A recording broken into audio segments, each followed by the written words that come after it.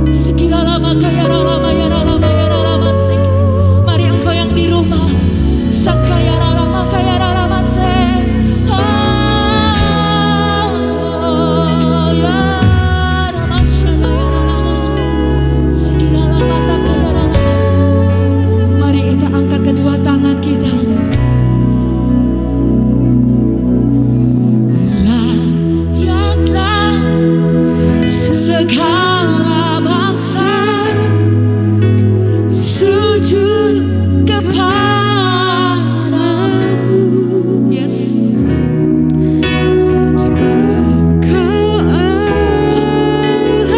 Pagi hari ini kami memuji Tuhan. Layak disembah,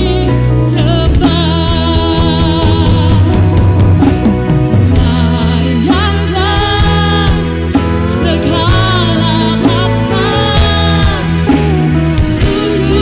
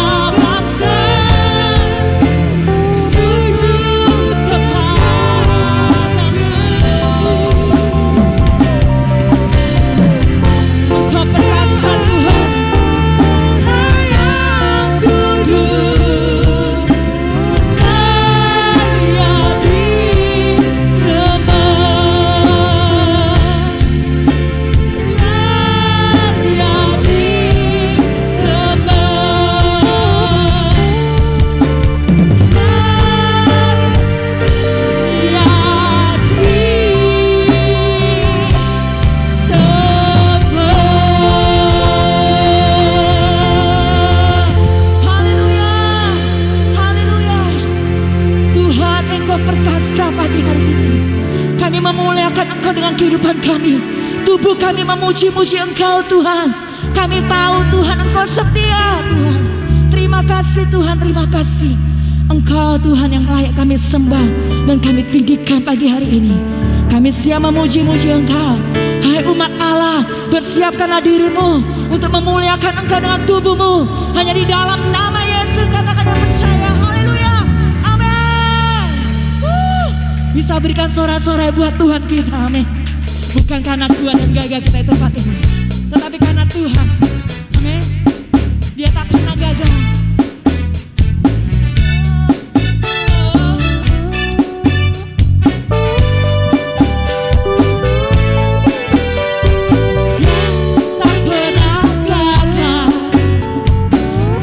Firman-Nya,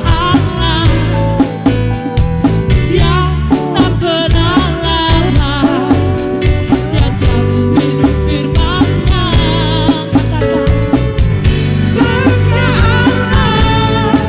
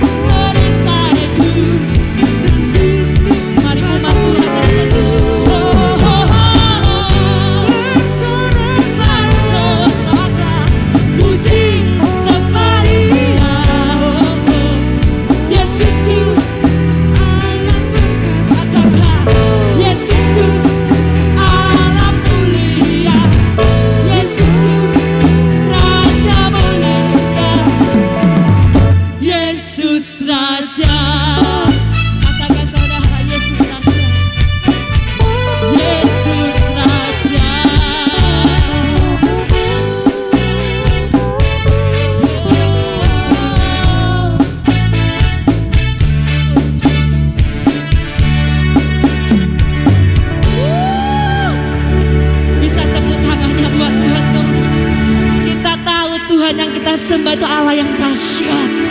Amin. Saudara siap lebih lagi? Masih siap memuji nama Tuhan? Bangkit serukan nama Yesus. Haleluya. Semua bertepuk tangan di atas kepala semua. Mari kalian di rumah nikmati kuasa Tuhan. Dan bangkit serukan nama Yesus.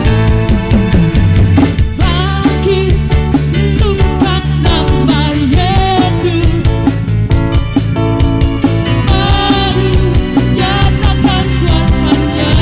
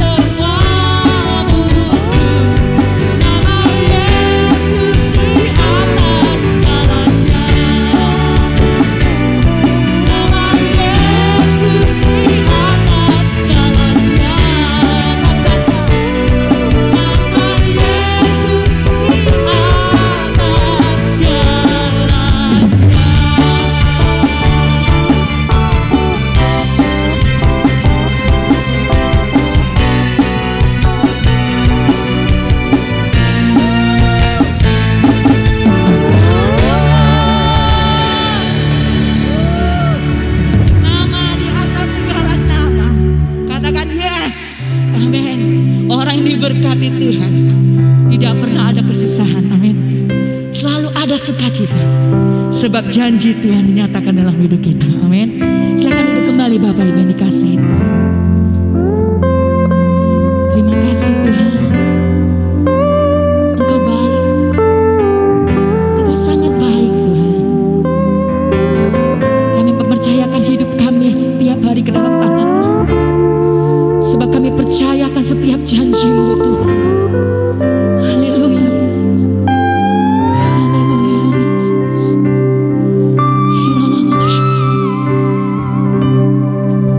Sungguh besar setia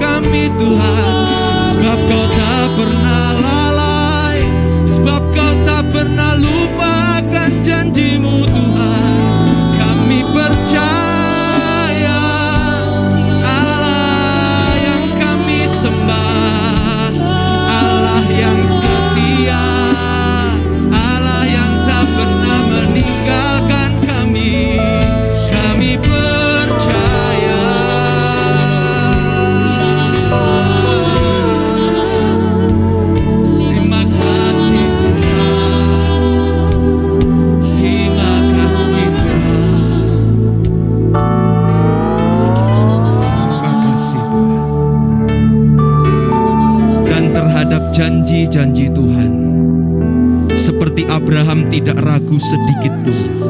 Demikian pula kami Tuhan. Kami tidak akan meragukan janji-janji-Mu. Sebab kami tahu kepada siapa kami menyembah. Allah yang setia, Allah yang selalu ada bersama kami. Immanuel nama-Mu Tuhan, Allah yang tak pernah meninggalkan kami.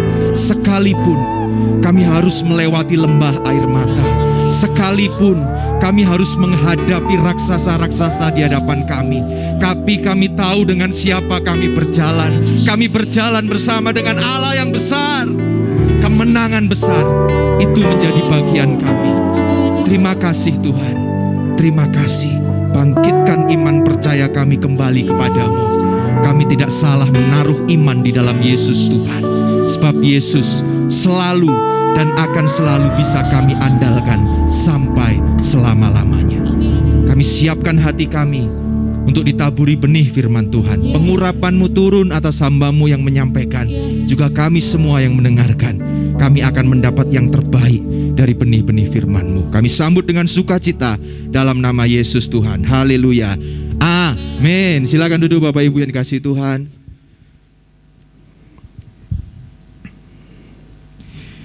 Ya.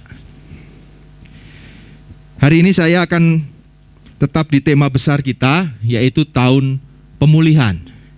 Saya akan kasih judul khotbah saya, Ojo Sembrono. Ya, Ojo Sembrono. Ojo Sembrono itu bahasa Jerman ya, Bapak Ibu ya, yang belum tahu. Saya dulu pernah tinggal di Jerman lama, JJR Kauman situ, jadi saya sedikit tahu bahasa Jerman. Ojo Sembrono. Nah, ini beberapa waktu yang lalu ada fellowship di Perwil 6, Perwil yang dikomandani sama gembala kita. Nah, itu ada satu lagu yang dinyanyikan di sana. Lagunya seperti ini. Kak Fran boleh? Siji loro telu, ayo konco podo melu, papat limo enem, Gusti Yesus yo sing temen. Pitu wolu songo, derek Gusti ojo sembrono. Sepuluh wis jangkep, derek Gusti mesti slamet. Lagi ya, siji loro telu, siji loro telu, ayo konco podo melu, papat limo enem, derek Gusti yo sing temen. Pitu wolu songo, derek Gusti ojo sembrono. Sepuluh wis jangkep, derek Gusti mesti. Amin. Nah, gara-gara lagu ini ada sesuatu yang merema di hati saya untuk disiapkan firman, untuk penyampaian firman Tuhan hari ini. Dan kata itu adalah Ojo Sembrono. Ojo Sembrono itu artinya Bapak Ibu, kurang hati-hati, gegabah, ceroboh, dan secara sembarangan. Itu artinya kalau dari KBBI. Nah, kemarin di sana Ketua GBI Wilayah Jatim menyampaikan tentang kalimat yang terakhir tadi, derek Gusti mesti slamet, ya kan? Kita kadang terjebak di kata-kata mesti slametnya, dan itu selalu menjadi perdebatan. Derek Gusti mesti slamet, opo yo mesti slamet? Saya rasa yang harus dicermati itu kalimat utuhnya. Kalimat utuhnya itu derek Gusti, mengikut Yesus. Selama kita mengikut Yesus, pasti ada jaminan keselamatan. Pertanyaannya, dulu saya pernah bahas, kita ini pengikut Yesus atau cuma sekedar penggemarnya Tuhan? Karena itu menjadi sesuatu yang sangat berbeda. Kalau kita mengaku derek Gusti, mengikut Yesus, datang dan ikutlah aku, kata Tuhan. Maka mengikut Yesus itu tidak hanya sekedar euforia seperti seorang penggemar melihat pertandingan sepak bola, hura, setelah selesai buyar-buyar. Bukan. Tapi mengikut Yesus itu sebuah keputusan yang diikuti dengan sebuah komitmen, dengan kedisiplinan untuk mau diproses, untuk mau dibentuk semakin hari menjadi serupa seperti Kristus. Amin. Nah, ojo sembrono. Di tahun pemulihan, siapa yang percaya kalau janji Tuhan itu sanggup untuk Tuhan genapi dalam kehidupan kita? Amin. Dan bisa jadi hari ini kita sudah mengalami pemulihan yang dari Tuhan. Yang sudah alami pemulihan boleh katakan yes, amin. Amin. Kita bisa dipulihkan dan Tuhan terlalu bisa melakukannya. Masalahnya, hati-hati ketika Tuhan memulihkan kehidupan kita. Jangan sembrono, jangan gegabah, jangan sembarangan, jangan serampangan menjalani kehidupan ini. Sehingga kita yang sudah dipulihkan oleh Tuhan, akhirnya jatuh dan bangun terus menerus seperti itu. Jemaat Kunci Daud yang dikasihi Tuhan, Tuhan rindu memulihkan setiap kita. Itu kerinduan hatinya Tuhan. Karena Tuhan kita Bapa yang begitu baik. Tidak ada satupun yang tidak ingin dipulihkan oleh Tuhan. Tuhan ingin pulihkan semua kita. Tidak ada yang terlewatkan, semuanya. Tapi hari ini saya mau mengingatkan kita semua dan diri saya sendiri untuk tidak sembrono, untuk tidak gegabah, untuk tidak ceroboh, untuk tidak sembarangan menjalani kehidupan ini. Karena pemulihan yang Tuhan sudah kerjakan itu terlalu berharga untuk kita sia-siakan lagi. Yang pertama, ojo sembrono tentang apa? Keselamatan kita. Ini sesuatu yang sangat penting. Rasul Paulus mengatakan di dalam 1 Korintus 9 ayat 27, dia menulis, "Tetapi aku melatih tubuhku dan menguasainya seluruhnya, supaya sesudah memberitakan Injil kepada orang lain, jangan aku sendiri ditolak." Bapak Ibu yang dikasihi Tuhan, yang berbicara ini bukan Indra, bukan. Tapi yang berbicara adalah Rasul Paulus. Rasulnya Tuhan yang punya kapasitas yang sangat luar biasa. Yang sangat hebat. Dia Perjanjian Baru itu hampir didominasi oleh tulisannya seorang Paulus.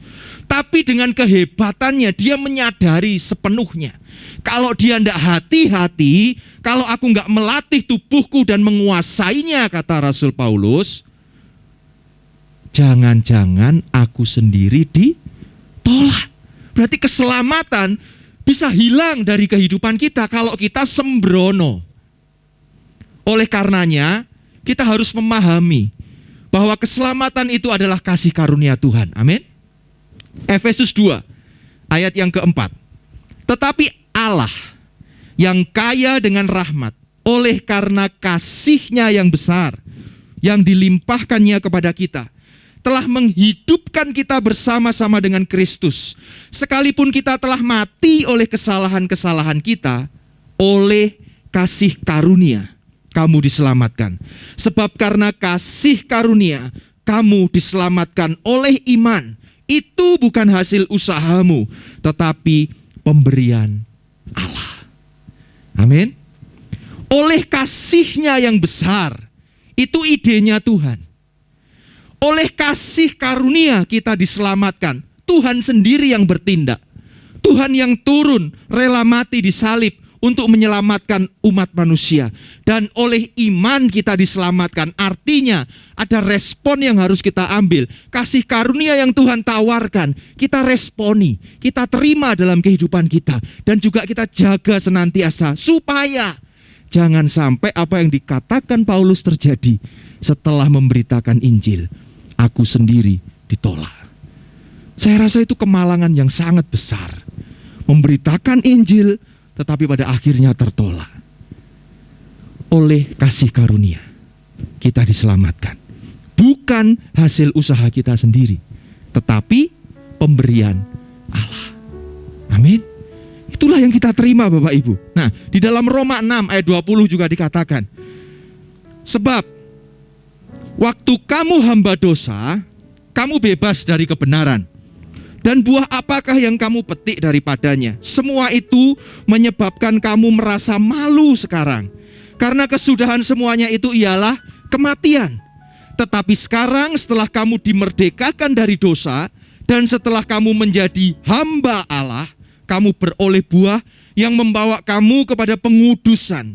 Dan sebagai kesudahannya ialah hidup yang kekal. Sebab upah dosa ialah maut, tetapi karunia Allah ialah hidup yang kekal di dalam Kristus Yesus Tuhan. Sebab ketika kita menjadi hamba dosa, ujungnya Tuhan sudah bilang, upah dosa adalah maut. Upah dosa adalah kematian. Akan tetapi oleh kasih karunia Tuhan, kita diselamatkan. Kita boleh menerima pemulihan daripada Tuhan. Hidup kita yang sekarang bukan lagi hidup kita untuk diri kita sendiri, tapi hidup untuk sepenuhnya kemuliaan nama Tuhan kita. Nah, kita yang sudah diselamatkan ini tidak boleh sembrono.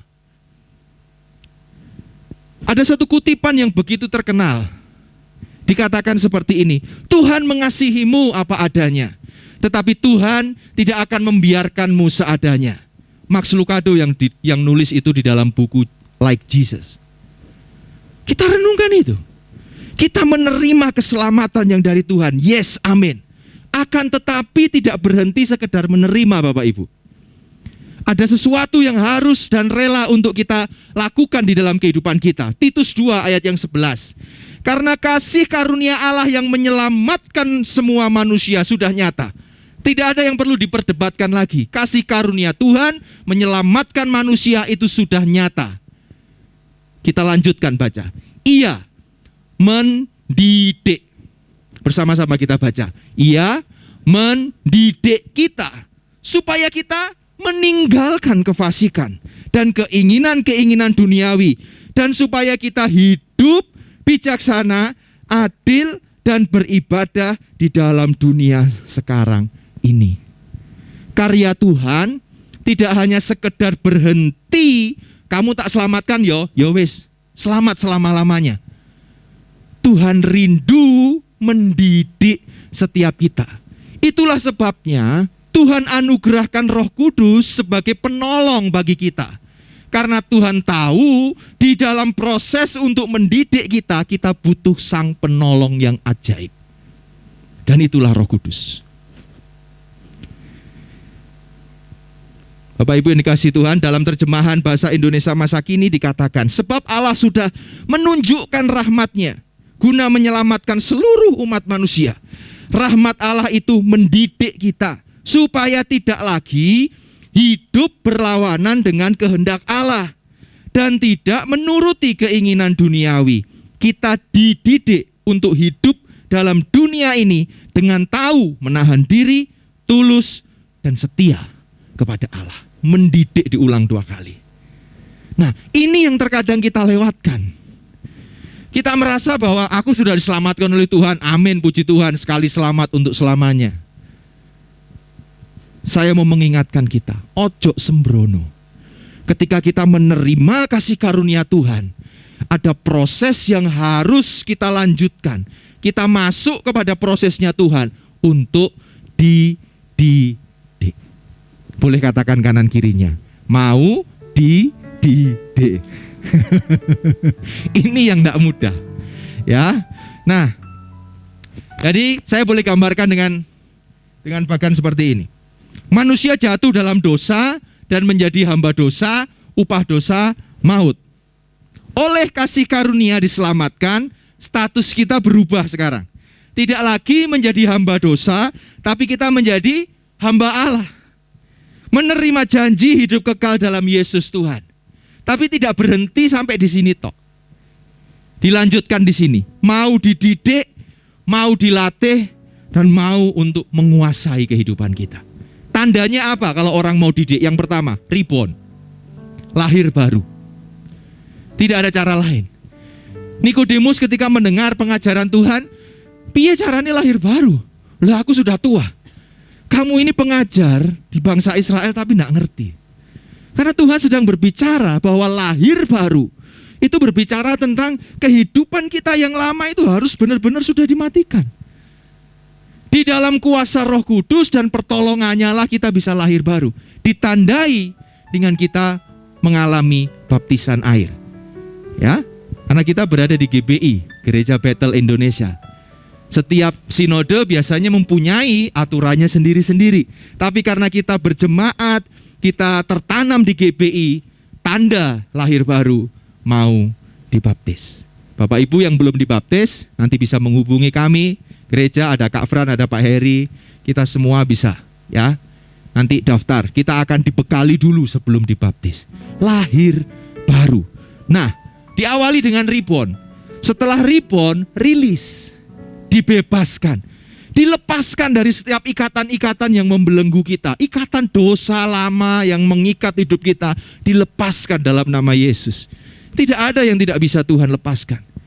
Ikatan sekuat apapun di dalam Yesus Tuhan, Yesus sanggup melepaskannya. Tidak berhenti sekedar lahir baru dan dilepaskan. Yang ketiga, renew, dibaharui, pembaharuan akal budi, perasaan yang diteduhkan, perubahan perilaku, berubah dari dalam keluar. Bukan sekedar perubahan yang ditampilkan dengan penuh topeng, kefasikan, dan kepura-puraan. Tapi benar-benar perubahan dari dalam keluar. From the inside out. Renew. Lalu yang keempat, terjadi yang namanya restorasi, pemulihan. Dipulihkan kembali ke citra awal seperti Tuhan menciptakan. Manusia yang awalnya sudah jatuh dipulihkan kembali. Dan di dalam proses pemulihan inilah Tuhan merindukan kita menampilkan pribadi Kristus di dalam diri kita. Bukan lagi manusia lama yang kita tonjolkan. Dan kehidupan yang sudah direstorasi, yang terjadi transformasi kehidupan, itulah yang akan menjamah banyak jiwa-jiwa yang lain. Kehidupanmu berubah. Aku melihat hidupmu sudah tidak sama. Aku pengen tahu, kok bisa? Dan disitulah kita memberitakan Injil kasih karunia. Jadi Bapak Ibu yang dikasihi Tuhan, ada satu pertanyaan. Terus, kalau kita ada dalam gereja, seharusnya bukankah kita sudah direstorasi, sudah dipulihkan hidup kita? Seharusnya, idealnya seperti itu. Tapi seringkali kita masih bertemu dengan orang-orang yang jatuh dalam dosa. Bukan hanya jatuh sendirian, tapi jatuhnya membawa kerugian bagi banyak orang. Apa yang harus kita lakukan? Kasih karunia menerima. Tapi kasih karunia juga harus mendidik orang itu. Untuk hidupnya bukan hanya sekedar mengaku bertobat, tapi benar-benar menunjukkan perubahan. Karena pertobatan dan penyesalan itu dua hal yang sangat berbeda. Orang bisa menyesal melakukan kesalahan, tapi dia bisa saja tidak pernah bertobat. Karena ngaku nyesel tapi sesuk dibaleni. Dibaleni ini lebih parah maneh. Tidak bisa. Penyesalan dan pertobatan dua hal yang berbeda. Yang Tuhan inginkan dari setiap kita adalah pertobatan. Dan pertobatan harus ditandai dengan terjadinya restorasi, transformasi kehidupan di dalam kehidupan kita. Amin Bapak Ibu. Amin. Amin ya, saya kok rodok serem. Saya harus sampaikan supaya jemaat di GBI Kunci Daud yang Tuhan janjikan kita terima utuh dalam hidup kita. Amin. Dipulihkan, dimulai dengan ojo sembrono, dengan keselamatan yang Tuhan sudah berikan. Amin. Kita terima kasih karunia, tapi jangan berhenti menerima. Mau dididik, mau dilatih, dan juga mau untuk menguasai hidup kita. Sehingga hidup kita tidak menjadi batu sandungan buat orang lain lagi. Kita tidak sekedar ngaku, nyesel aku Pak, maaf ya Pak, aku sudah melakukan dosa. Sesuk dibaleni. Luwih nemen meneh. Tidak boleh. Ya, itu namanya masih menyesal. Tuhan rindu setiap kita bertobat. Amin. Yang kedua, ojo sembrono yang pertama tentang keselamatan kita. Lalu yang kedua, ojo sembrono tentang kekayaan. Nah, bicara kekayaan ini sebetulnya banyak. Bisa kita berbicara tentang keuangan, ya. Duitnya wakeh kayak Paman Gober tadi ya. Kelihatan umurnya. Anak-anak sekarang kayaknya nggak ngerti Paman Gober. Keuangan, kepercayaan itu juga kekayaan. Karena dipercaya orang itu harta yang mahal. Bukan hanya kepercayaan, nama baik. Bahkan dalam akuntansi dicatat loh, goodwill ini ada nilainya. Ya. Lalu hubungan yang sehat dengan sesama itu juga kekayaan, dan masih banyak hal yang lainnya. Tapi hari ini saya akan fokuskan saja kepada keuangan. Karena setiap kita mendengar kata pemulihan, salah satu yang kita rindukan, kita dipulihkan dalam hal keuangan. Yang setuju boleh katakan amin. Amin. Termasuk saya juga rindu mengalami pemulihan dalam hal keuangan. Nah, berbicara tentang keuangan, itu diawali dengan ini ya Bapak Ibu. Keuangan yang sehat dimulai dengan pencatatan yang cermat. Kita baca sama-sama ya. 1, 2, 3. Keuangan yang sehat dimulai dengan pencatatan yang cermat. Lah iki sing angel. Siapa yang setuju kalau nyatet keuangan itu angel? Gak mudah. Ya. Tapi kalau kita rindu keuangan kita mengalami pemulihan, keuangan kita sehat, kita harus mengambil langkah dengan memulainya dengan pencatatan yang cermat. Di dalam Amsal 21 ayat yang kelima, terjemahan New Living Translation dikatakan, good planning and hard work lead to prosperity, but hasty shortcuts lead to poverty. Perencanaan yang baik dan kerja keras membawa kepada kemakmuran, tetapi jalan pintas yang tergesa-gesa menyebabkan kemiskinan. Perlu yang namanya good planning, direncanakan. Tapi tidak hanya sekedar berencana. Firman Tuhan katakan hard work, kerja keras. Kita tidak boleh hanya berdiam diri saja. Kita harus melakukan bagian kita. Bagian kita kerja keras. Ketika Ishak mengalami pemulihan dari Tuhan, 30, 60, 90, 100 kali, berapa kali lipat pun, itu dia mau melakukannya dengan kerja keras. Bukan sekedar membuat rencana, tapi harus melakukan kerja keras. Good planning and hard work. Disitulah kita akan mengalami yang namanya pemulihan dari Tuhan. Akan membawa kepada kemakmuran. Nah, ada 4 hal yang saya belajar dari Rick Warren untuk kita sama-sama bisa mengalami keuangan yang lebih sehat dari yang sebelumnya. Bapak Ibu mau ya keuangannya lebih sehat? Amin. Kita sama-sama belajar 4 hal framework for budgeting. Yang pertama, dimulai dari what you own. Apa yang kita miliki? Kita punya apa sih sekarang? Punya rumah, puji Tuhan. Punya sepeda motor, puji Tuhan. Punya tabungan, punya emas, punya apapun harta kita. Kenali dulu apa yang sudah menjadi milik kita. Lalu yang kedua, what you owe. Utangmu ojo lali. Kadang eling bondone tapi lali utange. Di jemaat Kunci Daud tidak ada. Amin. Tidak ada yang ngaku kayaknya ya. What you earn. Yang ketiga, apa yang kamu hasilkan, penghasilanmu itu yang kamu terima secara rutin apa saja, dicatat. Lalu yang ketiga, yang keempat, baru di sini uang kita lari kemana itu harus bisa kita deteksi. Kami berusaha melakukan ini sejak beberapa tahun yang lalu, dan biasanya di awal tahun saya dan istri kami duduk bareng. Biasanya juru catatnya dia. Ya, tapi saya sampai hari ini pun di handphone saya punya aplikasi namanya catatan keuangan. Setiap keuangan yang saya keluarkan saya catat. Jadi saya tidak mau cuma menganjurkan tapi nggak ngelakukannya. Enggak, saya lakukan sampai hari ini. Kita catat yang posisi hartanya kita gimana. Kalau punya, apa yang dia dipunyai, dicatat. Tujuannya Bapak Ibu, amit-amit kita tidak ngerti. Umur orang tua tidak ada yang tahu. Moro-moro dipanggil Tuhan pulang. Waktu muntek ndra, palupi mulai bareng, anak saya tidak bingung. Bapak Ibu kun duwe apa yo? Dia tinggal lihat di catatan kami. Itu sudah kami catat. Apa yang kami miliki, asuransi yang kami miliki apa, investasi yang kami miliki apa, itu dicatat semuanya. Lalu yang kedua tadi, utang itu kami catat. Catat.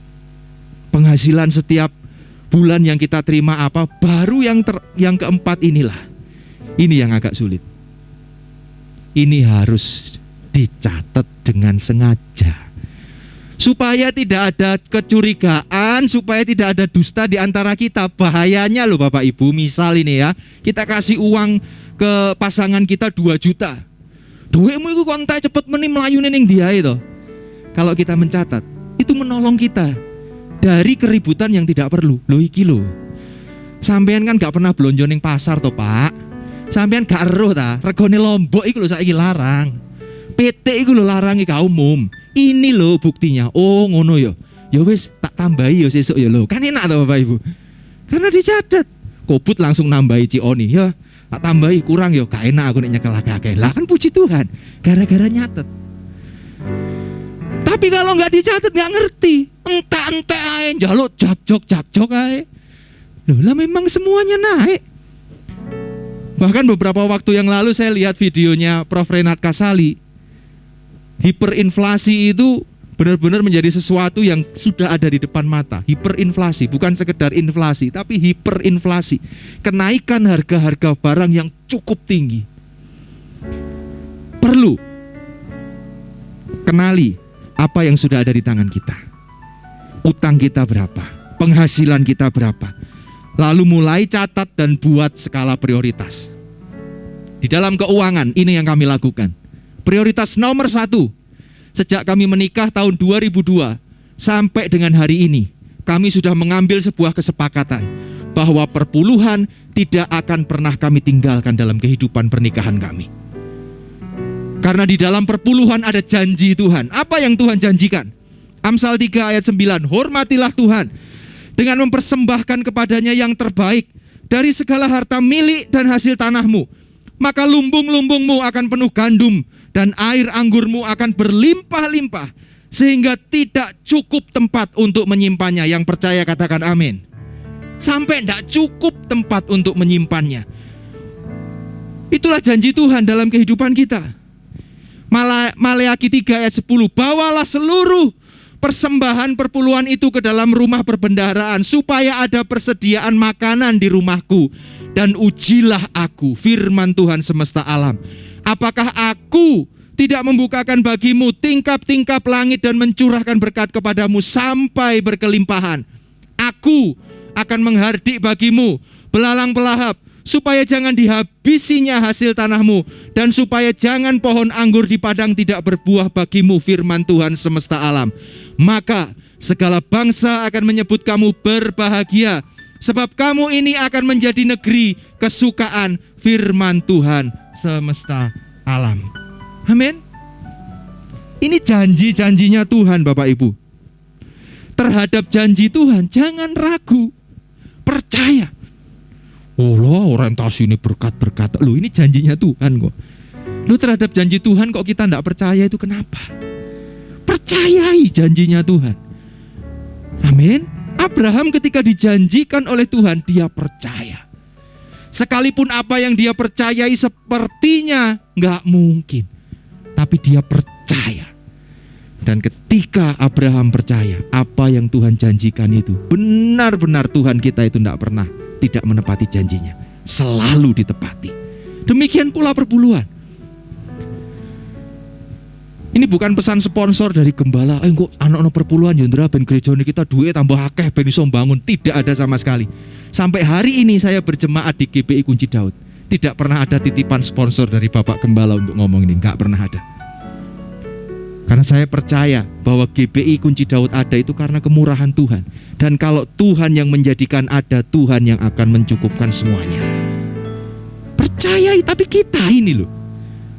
Ayo kita introspeksi diri. Sudahkah kita mengembalikan? Karena itu bukan hak kita, perpuluhan kita kepada Tuhan. Bingung Pak ngitungnya ya apa carane perpuluhan. Perpuluhan itu 1/10 titik. 1/10 dari mana? Ya penghasilannya sudah. Lu penghasilanku enggak mesti soalnya. Ya sudah, setiap kali dapat uang bayar perpuluhan selesai. Kadang kita sendiri yang membuatnya jadi ribet. Angel ngitungnya, angel apa gak gelem? Nah itu masalahnya. Ya, maafkan kalau saya menyinggung ya, tapi saya cuma rindu menyampaikan apa yang ingin Tuhan ketahui dari kita semua ya. Tujuannya apa sih? Tujuannya ini bukan supaya Tuhan itu kekurangan uang untuk bangun gerejanya. Enggak. Ada tujuan ilahi sebetulnya. Ulangan 14 ayat 22. Setiap tahun kamu harus menyisihkan 1/10 dari seluruh hasil tanahmu di hadapan Tuhan Allahmu di tempat yang dipilihnya untuk tempat ibadah. Kamu harus makan persembahan 1/10 dari gandum, air, anggur, minyak zaitun, serta anak sapi dan kambing dombamu yang pertama lahir. Ini dia. Lakukanlah hal itu supaya untuk selamanya kamu belajar menghormati Tuhan Allahmu. Belajar menghormati Tuhan Allahmu. Bukan hanya dengan perkataan kita, tapi juga melalui uang kita, kita belajar untuk menghormati Tuhan. Tuhan, apa yang Tuhan sudah berikan dalam kehidupan kami, itu terlalu luar biasa. Apa yang menjadi milik Tuhan, 1/10-nya kembalikan.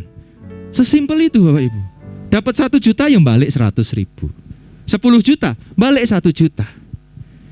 Kalau 100 juta, baliknya 10 juta.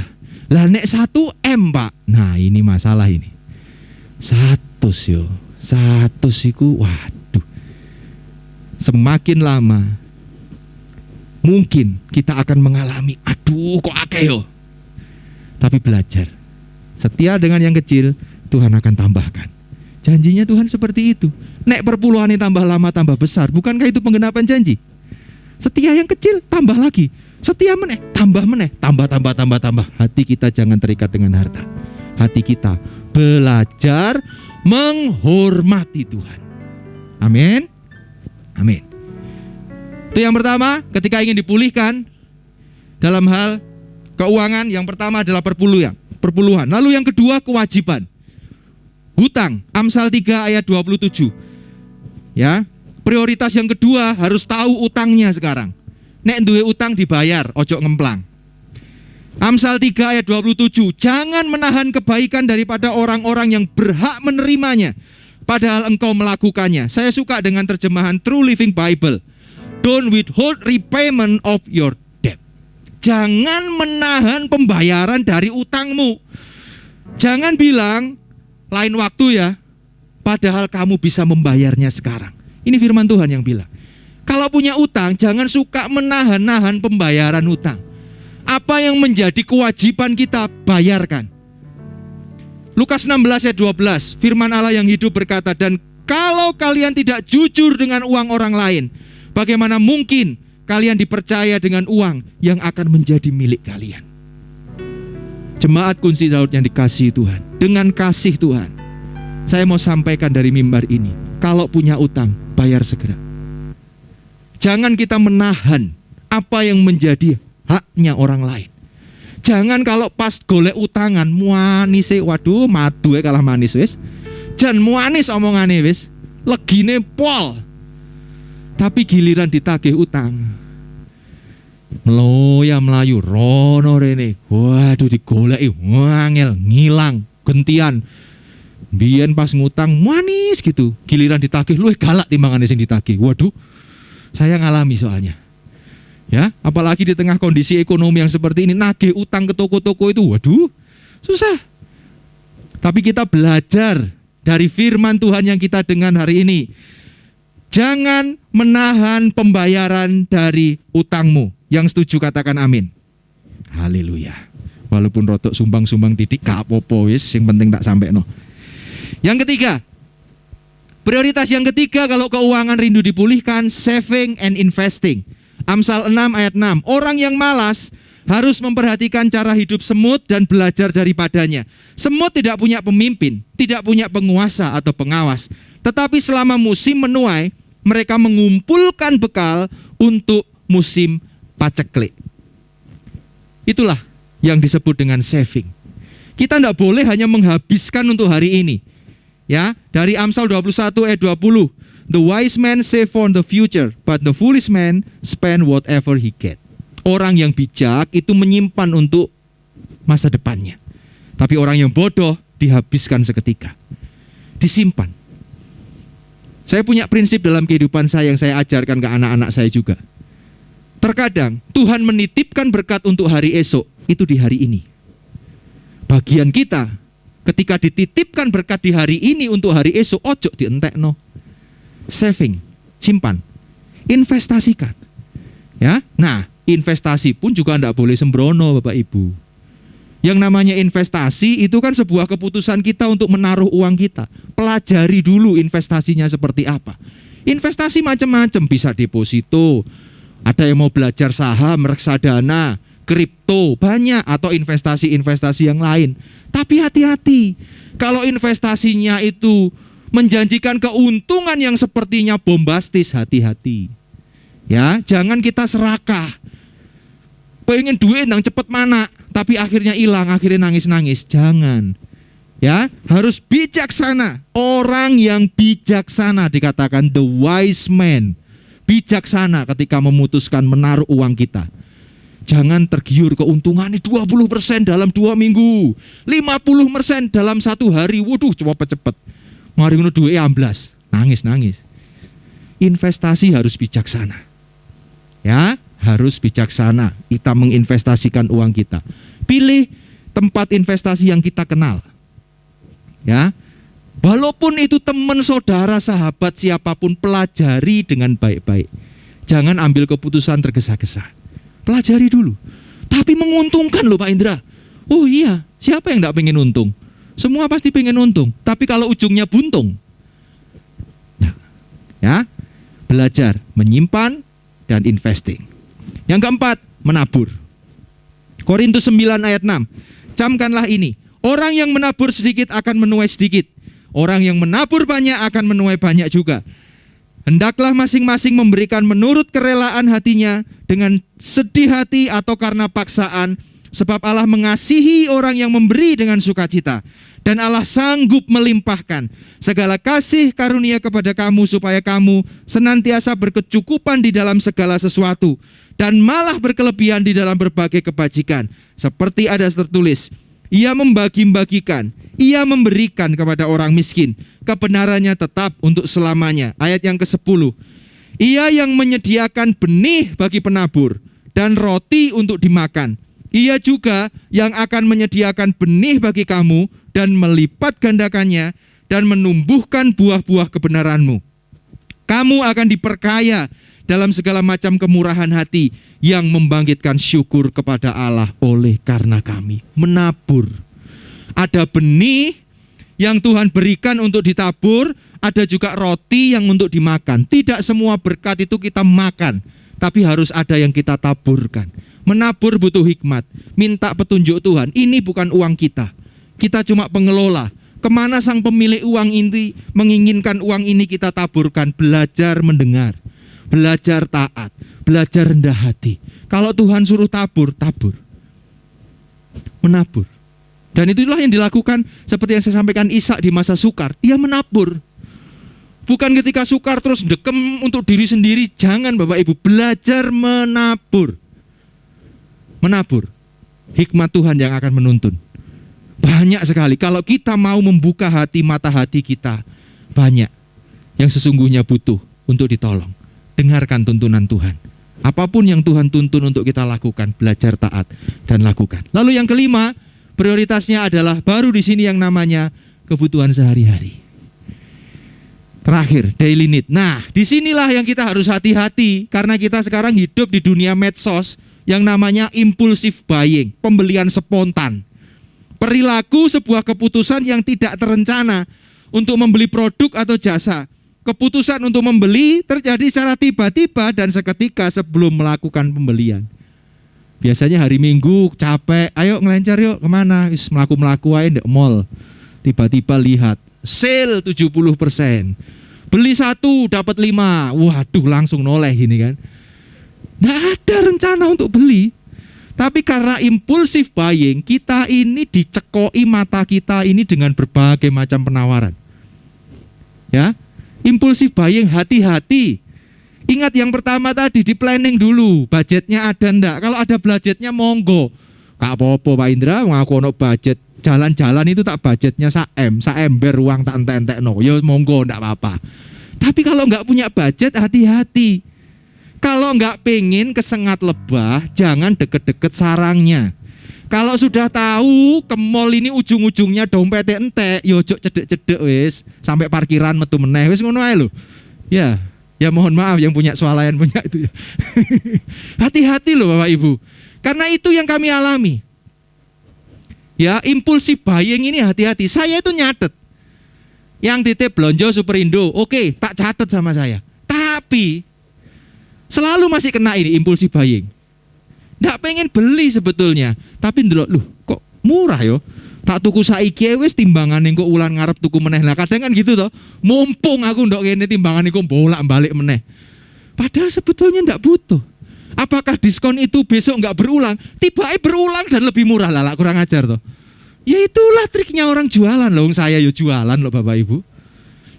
Hari ini tak promo, apakah besok nggak tak promo? Iso tak promo lebih murah malahan kok. Tergantung stok.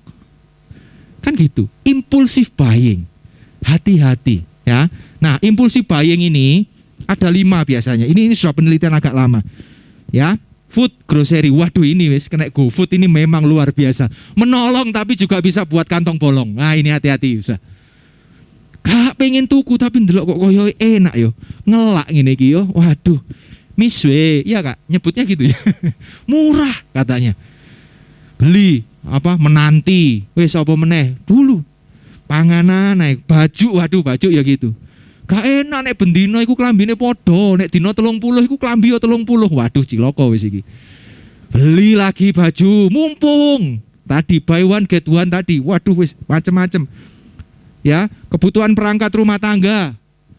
Handphone, mari ini metu handphone baru. Tuh ganti. Sesuk metu ganti meneh. Nggak tahu, mungkin dia calon untuk buka dealer, saya juga nggak paham ya, buka toko handphone bekas atau apa, tapi gonta ganti. Nggak butuh tapi beli, hati-hati. Ya, pakaian dan masih banyak yang lagi. Hati-hati Bapak Ibu. Hati-hati. Kita rindu keuangan kita dipulihkan. Tapi kadang kita punya prioritas yang salah dalam kehidupan kita. Apa yang saya sampaikan itu adalah yang kami lakukan sejak kami menikah dari awal sampai dengan hari ini. Kami belajar membuat budget dengan hati-hati. Karena kami sadar bahwa kami cuma pengelola. Untuk kemuliaan nama Tuhan, saya ceritakan 2022 kami menikah. Saya nek guyon sama istri, aku nikahi kamu yang. Aku bukane tanpa bondo. Minus tambahan. Lah gimana enggak minus? Lalu dibandani orang tuanya istri saya semua. Saya enggak punya apa-apa Bapak Ibu. Gak punya apa-apa. Kerjaan waktu itu juga cuma sekedar sales biasa. Tapi sejak awal menikah, kami masih ingat pendapatan pertama kami, saya 200.000, dia 200.000. Sejak itu kami melakukan perpuluhan. Kami tidak pernah bolong sampai dengan hari ini. Ketika Tuhan menambahkan kepercayaan berkatnya, kami tetap belajar setia, taat. Perpuluhan bukan milik kami harus kembalikan. Kami lakukan itu Bapak Ibu. Lalu apa yang menjadi kewajiban kami prioritaskan. Karena firman Tuhan tadi bilang, don't withhold repayment of your debt. Jangan menahan bayar utangmu. Bayar. Jangan-jangan uang yang ditunggu-tunggu dari kita, itu benar-benar kebutuhannya mereka. Bayaran toh. Utamakan kalau punya utang. Nek gak pengen diuber-uber utang, ya simple, ojo utang. Sudah, selesai. Makanya hati-hati impulsif buying tadi. Itu yang kami alami ketika kami punya kartu kredit pertama kali.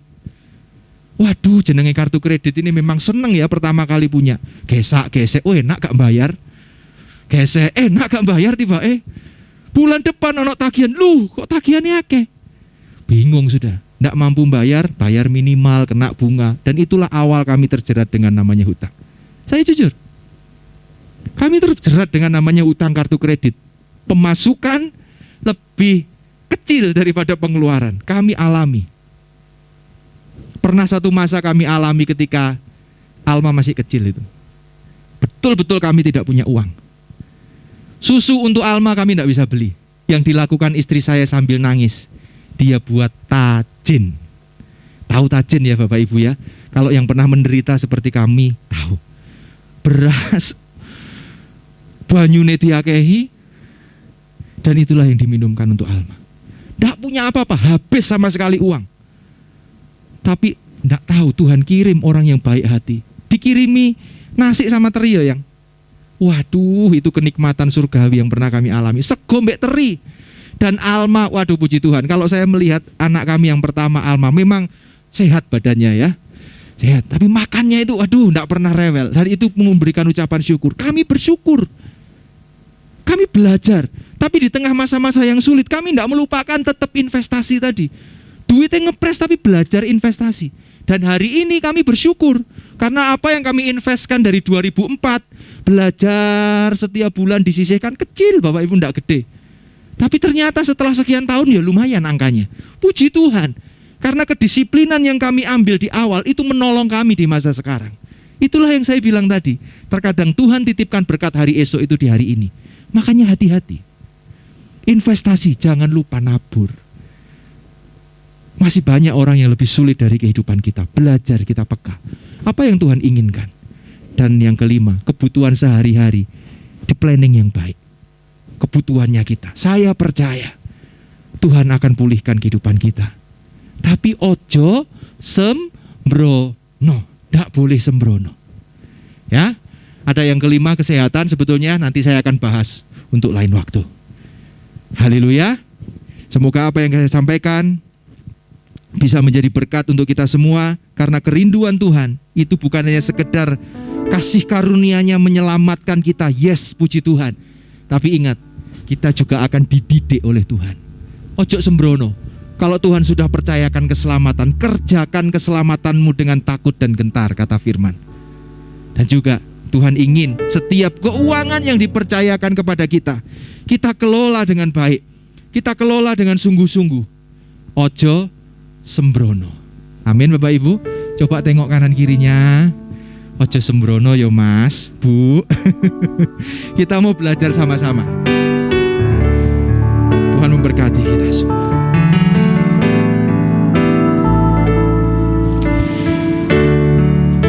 Terima kasih Tuhan, Kau yang membasuh kehidupan kami. Basuh aku di dalam darah-Mu,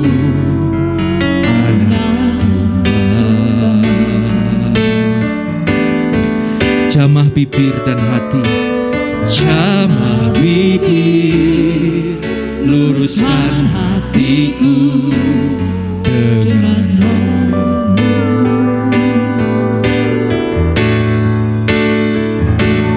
Ku rindu kemuliaan Tuhan, lebih dari segala harta. Jadikan ku hamba berkenan kepadamu. Saya undang kita semua boleh bangkit berdiri. Lebih dari segalanya, segalanya, ku ingin Kau Tuhan, emas perak dan permata, tiada artinya. Kami ingin lebih dekat, bersekutu denganmu. Jadikan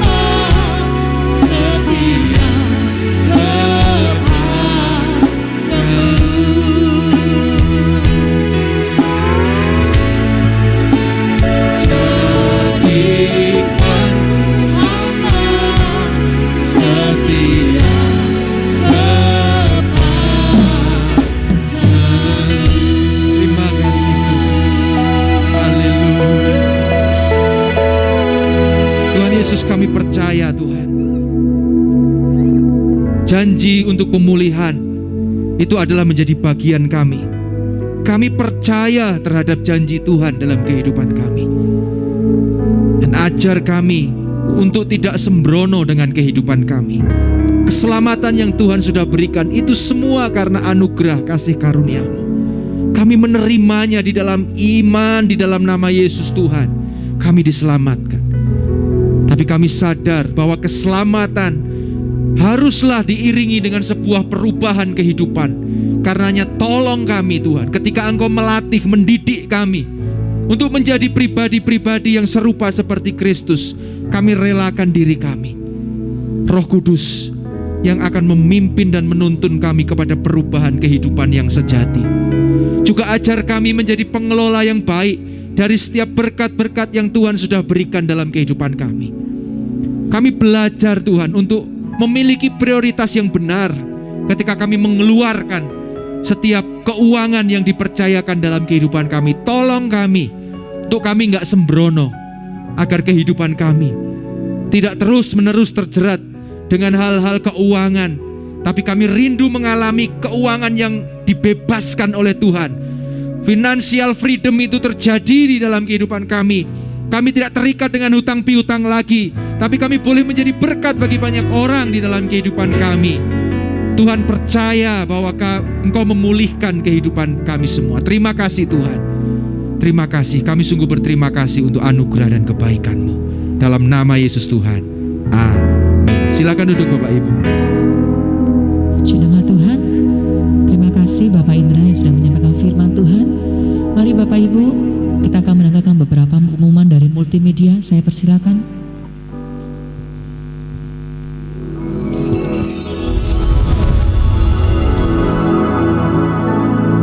Shalom. Terima kasih Bapak Pendeta Indra Wahyudi atas pelayanannya. Tuhan Yesus memberkati. Mengundang Anda dalam doa malam Zoom Selasa 2 Agustus jam 7 malam bersama Ibu Palupi. Mari hadir dalam doa syafaat Rabu 3 Agustus jam 9 pagi di Geraha Kunci Daud. Mengundang para wanita dalam ibadah Wanita Kunci Daud dan Lomba Agustusan Jumat 5 Agustus jam setengah 6 sore di Geraha Kunci Daud bersama Ibu Pendeta Ripka Riani. Mengundang seluruh pelayan Tuhan untuk hadir dalam doa Fajar Zoom Sabtu 6 Agustus jam 5 pagi. Dan mari bersukacita dalam ibadah raya dan perjamuan kudus Minggu 7 Agustus jam 9 pagi bersama Bapak Gembala Ardian Herapandi. Selamat ulang tahun kepada Ibu Eni. Tetap semangat, tetap sukacita. Tuhan Yesus memberkati. Puji nama Tuhan. Mari kita sama-sama bangkit berdiri Bapak Ibu, kita akhiri ibadah kita pada pagi hari ini. Mari kita katakan bersama. Bila Kau yang membuka pintu, tak ada satupun dapat menutupnya. Bila Kau yang mengangkat aku,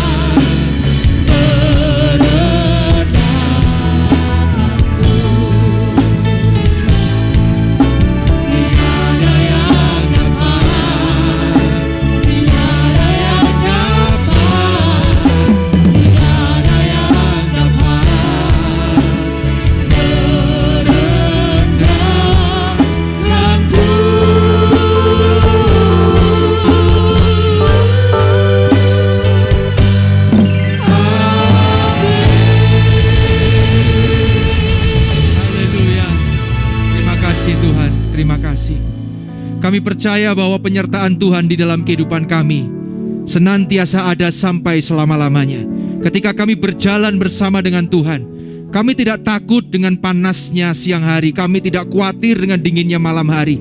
Kemanapun Tuhan menempatkan kami, kami percaya penyertaan-Mu cukup bagi kami. Karena kami tahu yang menyertai kami adalah Allah pemilik semesta alam, Allah yang menjanjikan berkat-berkat-Nya untuk setiap kami yang mengasihi Engkau. Ajari kami menghormati Engkau, ajari kami hidup di dalam takut akan Tuhan di sepanjang kehidupan kami. Kami mau memilih menjadi penyembah-Mu, kami mau memilih menjadi pengikut-pengikut-Mu. Berapapun harga yang harus kami bayar, kami mau relakan diri kami Tuhan untuk masuk ke dalam prosesnya Tuhan. Dan kami percaya apa yang Tuhan janjikan itu ya dan amin. Tuhan menjanjikan untuk memberkati lumbung-lumbung kami, bahkan sampai tempatnya tidak cukup dalam kehidupan kami. Kami percaya itu janji-Mu ya dan amin. Tuhan memberkati kehidupan rumah tangga jemaat-Mu, dipulihkan dalam nama Tuhan Yesus. Suami istri saling mengasihi, orang tua dan anak hubungannya dipulihkan. Tidak ada lagi perasaan terluka, sakit hati. Tuhan memulihkan semuanya. Anggur baru Tuhan limpahkan di dalam setiap pernikahan, keluarga-keluarga kunci tahun. Tuhan memberkati pekerjaan-pekerjaan yang dilakukan, sekalipun harus melewati masa-masa yang sulit. Percaya hikmat Tuhan menuntun, memimpin untuk keluar dengan penuh kemenangan. Kami percayakan sekolah anak-anak kami yang sekolah maupun kuliah, Tuhan memberkati dengan hikmat, kecerdasan, kepandaian yang datangnya daripada Tuhan. Mereka boleh bersinar terang, menjadi bintang bagi generasi mereka, yang membawa generasi-generasi kepada pengenalan akan Tuhan. Tuhan, kami terima setiap janji-janji-Mu. Kami terima berkat-berkat terbaik dari Allah Bapa di surga. Kasih sayangnya Tuhan Yesus, kuat kuasa penyertaan Roh Kudus sampai selama-lamanya dalam hidup kami. Di dalam nama Tuhan Yesus, semua yang percaya katakan amin. Selamat hari Minggu, Tuhan Yesus